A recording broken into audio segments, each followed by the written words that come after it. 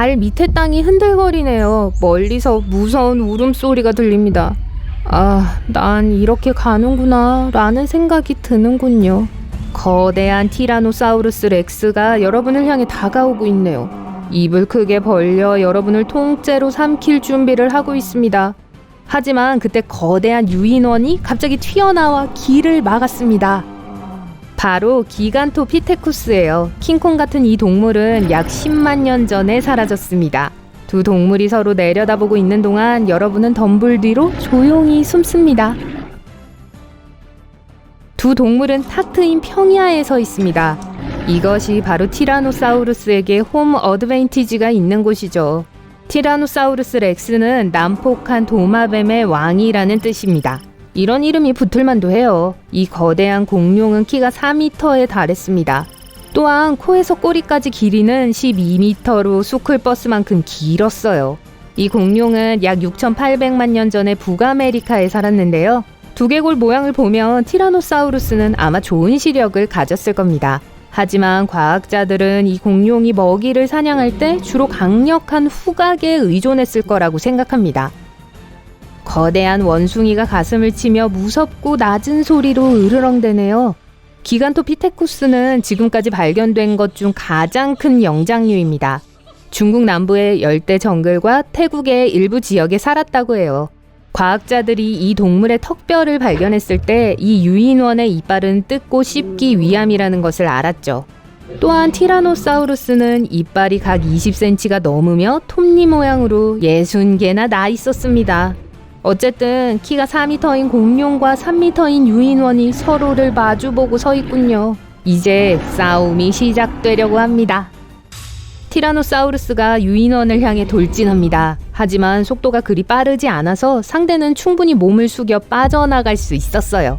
기간토피테쿠스에게 잘된 일이죠. 티라노사우루스에게 물린다면 큰일이 날 테니까요. 이 공룡의 치아 악력은 최소 6톤 정도 될 겁니다. 그 튼튼한 턱 근육을 보면 놀랄 일도 아니죠.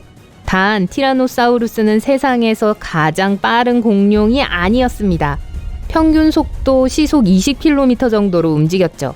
하지만 티라노사우루스는 유연하고 꽤 영리했습니다. 기간토피테쿠스가 다시 일어설 때쯤 티라노사우루스는 이미 돌진하고 있었습니다. 하지만 이 커다란 원숭이가 상대에게 주먹을 날렸죠. 그 엄청난 힘에 티라노는 거의 쓰러질 뻔했습니다. 최소한 티렉스의 머리 주변에서 별이 빙빙 도는 걸 봤을 거예요. 이 공룡은 팔이 짧아서 같은 식으로 공격하기에는 충분하지 않을 거예요. 만약 이게 팔씨름 경기였다면 이 원숭이는 땀 한 방울 흘리지 않고 티라노를 이길 수 있었을 겁니다. 사실 거의 모든 동물들이 팔씨름으로 티라노사우루스를 쉽게 이길 수 있죠. 하지만 티라노는 다리 운동을 열심히 하고 있었습니다. 만약 그 당시에도 차가 있었다면 티라노사우루스의 거대한 팔다리는 아마 차도 짓눌러 버릴 수 있을 정도였을 거예요. 유인원은 쓰러진 공룡을 향해 질주하지만 티라노사우루스의 거대한 꼬리에 바로 얼굴을 얻어맞았습니다. 공중으로 날아오르네요. 날아가는 모습을 보려면 머리를 뒤로 젖혀야 합니다. 하지만 기간토피테쿠스는 강한 팔 덕분에 다치지 않았어요. 티라노사우루스는 이미 점프를 한 후 기간토피테쿠스를 향해 달려가고 있습니다. 숨을 곳이 없는 유인원은 긴 팔을 사용하여 티라노사우루스의 입을 잡았습니다. 한편 티라노는 최선을 다해 입을 벌리려고 합니다. 그리고 성공했어요. 유인원의 허벅지를 꽉 문 후 이리저리 마구 흔들려고 했죠. 하지만 쉽게 물리칠 수 있는 상대가 아닙니다. 기간토피테쿠스는 티라노가 입을 움직이지 못하게 하면서 머리통을 두들기기 시작했어요. 이 유인원은 현대의 고릴라보다 적어도 3배는 더 컸고 무게가 450kg 이상 나갔다는 것을 기억하셔야 합니다. 하지만 여전히 별 도움이 되지 않는 것 같네요. 유인원은 점점 힘을 잃으며 약해지고 있어요. 그리고 기간토피테쿠스는 허벅지를 물고 있는 티라노의 입을 뿌리치려고 하고 있어요. 그리고 온 힘을 모아 티라노사우루스의 입을 열었죠. 그 후 감옥과도 같았던 티라노의 이빨로부터 다리를 해방시키고 자유롭게 움직일 수 있었어요. 이제 시간 낭비를 하지 않고 기간토피테쿠스는 티라노를 바닥에 쓰러뜨린 후 주먹을 여러 번 날렸어요. 하지만 티라노는 쓰러지지 않았고 아슬아슬하게 서 있습니다.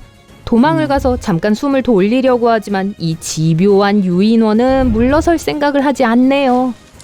티라노사우루스는 무게가 6톤에서 8톤 사이 나갑니다.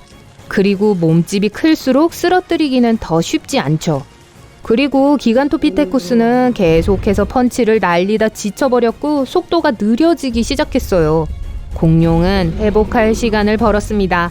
준비가 되자 티라노는 거대한 머리로 기간토피테쿠스를 땅에 내리 꽂은 후 짓밟으려 했어요.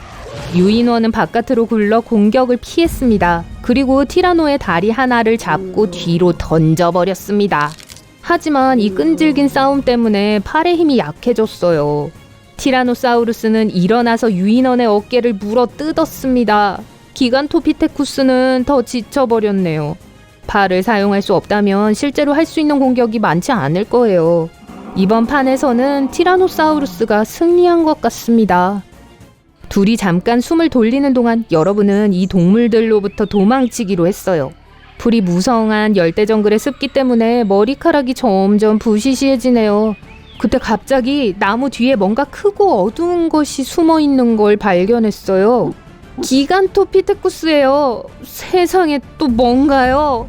이번에는 정말 제대로 준비가 된 것 같아요. 멀리 있는 나무들이 호수 위의 물결처럼 움직이는 모습이 보이네요. 그리고 티라노사우루스가 튀어나옵니다. 마음의 준비를 단단히 한 것 같아요. 그때 여러분은 왜 난 평범한 휴가를 보낼 수 없는 걸까? 라는 생각이 들었습니다. 그래서 이 싸움으로부터 벗어날 수 있는 편한 장소를 찾기로 했습니다. 기간토피테쿠스는 열대 정글을 서식지로 삼은 동물이었지만 연구에 따르면 이 동물은 나무에 올라가지 않는 편이었다고 해요. 나무를 타고 올라 나뭇가지 사이를 날아다니기에는 몸이 너무 크고 무거웠으니까요. 대신 땅에서 음식을 모았고 키가 커서 나무에서 과일을 쉽게 딸 수 있었습니다. 네, 주로 과일을 먹고 살았죠. 과학자들은 기간토피테쿠스가 빙하기 동안 멸종했다는 것을 알아냈습니다. 기후변화로 인해 좋아하던 음식들이 모두 사라져버렸거든요. 그리고 어떤 이유에선지 이 종은 풀이나 나뭇잎 같은 초록 채소를 먹는 데는 익숙하지 않았다고 해요. 티라노사우루스는 분명히도 육식동물이었습니다. 먹이는 기본적으로 그 작은 손에 들어오는 모든 것들이었죠. 이 공룡은 동물이나 다른 공룡을 사냥했습니다. 찌꺼기를 먹지는 않았어요. 보세요. 또 시작이네요. 하지만 이번에는 유인원이 홈 어드밴티지를 갖고 있습니다. 비록 나무를 오를 수는 없지만 수풀을 쉽게 비집고 들어갈 수 있죠. 또한 정글을 자기 손바닥 안처럼 잘 알고 있으니까요. 티라노사우루스는 울창한 정글 속에서 쉽게 움직이지 못하고 계속해서 나무에 부딪히고 있습니다. 티라노사우루스는 길을 잃은 것처럼 보입니다. 유인원을 찾을 수 없는 것 같아요. 상대편인 것처럼 보이는 뭔가를 움켜쥐려고 하지만 그저 거대한 덤불일 뿐이었어요.